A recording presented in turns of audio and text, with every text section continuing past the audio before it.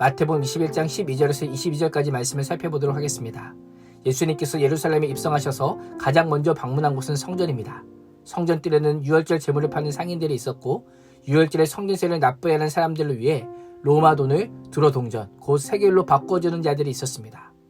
성전뜰은 시장을 방불케 하였습니다. 성전은 하나님의 임재를 상징하는 곳이지만 종교 지도자들은 성전을 시장 바닥처럼 만들어버리고 말았습니다.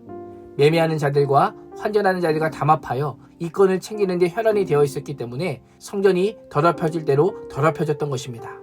당시 최후의 보리라고 할 수 있는 성전까지 부패하고 타락했기에 예수님께서는 노끈으로 채찍을 만들어 소와 짐승들과 매매하는 자들을 내쫓으십니다. 돈 바꾸는 자들의 상과 비둘기 파는 자들의 의자를 줄로 엎으시며 부패한 성전의 임박한 종말을 예고하십니다.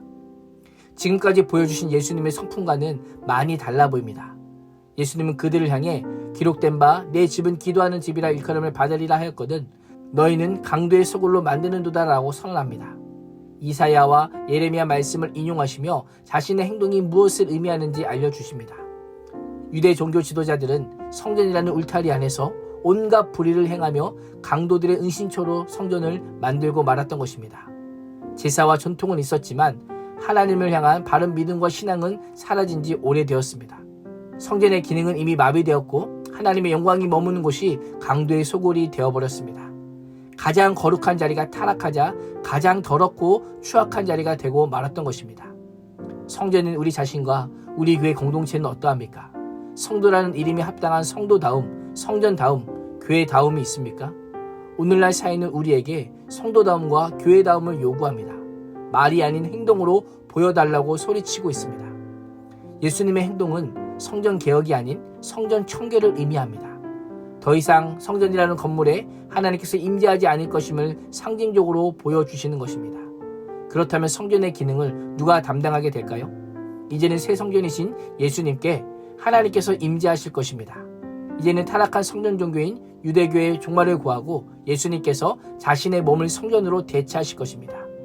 새 성전에는 누가 참여할 수 있을까요? 예수님께서는 성전에서 맹인과 저는 자들을 고쳐주십니다.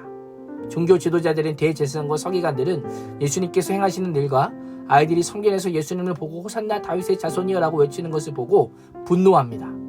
그들은 예수님께 묻습니다. 이 어린아이들이 무슨 말을 하는지 들립니까?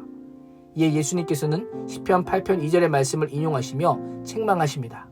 창조주 하나님의 위대하심에 대해 어린아이와 젖먹이들의 입에서 찬양이 나오게 하셨다는 말씀을 읽어보지 못했느냐? 너희들이 종교 지도자들이라면 당연히 알고 있어야 할 말씀을 읽어보지 못했느냐라고 물으시며 그들의 명예와 자존심을 건드십니다. 새 성전에는 종교 지도자들이 아닌 순수함과 신실함과 겸손함으로 주님 앞에 나오는 어린아이와 젖먹이들이 주인공이 될 것입니다. 새 성전 공동체는 장사하고 더러운 이득을 탐하는 곳이 아니라 기도하고 구원하고 치유하는 곳이 될 것임을 말씀하고 있습니다.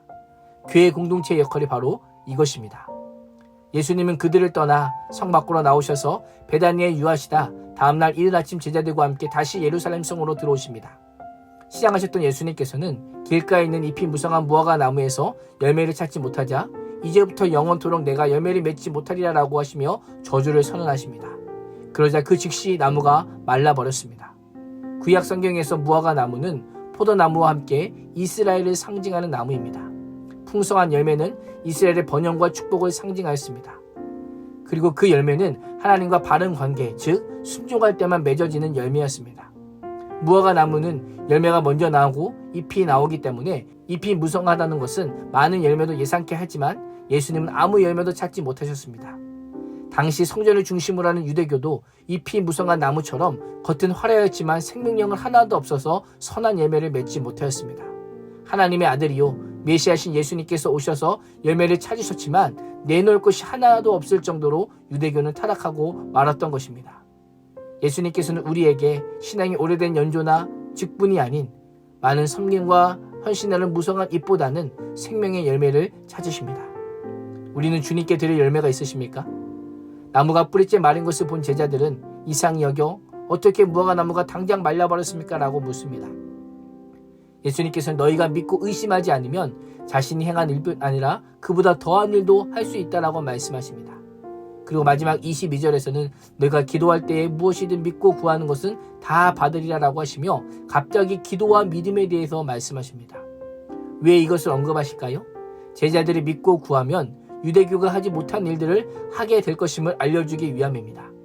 유대교가 하지 못했던 일들을 믿음으로 기도할 때에 하나님께서 이루어 주셔서 하나님 나라의 풍성한 열매를 맺게 될 것임을 선포하고 있는 것입니다. 예루살렘에 입성하신 예수님께서는 성전 청결과 무화과나무 저주 사건을 통해 오랫동안 부패하고 마비된 성전 중심의 유대교의 종말을 고하시며 예수님의 제자들을 통해 생명의 열매를 거두게 하실 것임을 말씀하고 있습니다. 오늘 하루도 예수님께서 찾으실 만한 열매를 맺을 뿐 아니라 믿고 간구하는 것이 그대로 이루어지는 특권을 누리는 믿음의 사람이 되시기를 주님의 이름으로 축원합니다. 기도하겠습니다. 하나님, 하나님의 성전인 나와 우리 공동체가 성전다운지 교회다운지를 돌아보게 하여 주시고 복음의 은혜와 복을 전하는 통로가 되게 하여 주시옵소서. 성도라고 하는 외적인 모양만 있고 내적인 열매가 없는 자가 되지 않게 하여 주시고 믿음의 기도와 순종을 통해 생명의 열매를 맺는 복된 인생 되게 하여 주시옵소서. 예수님의 이름으로 기도합니다. 아멘.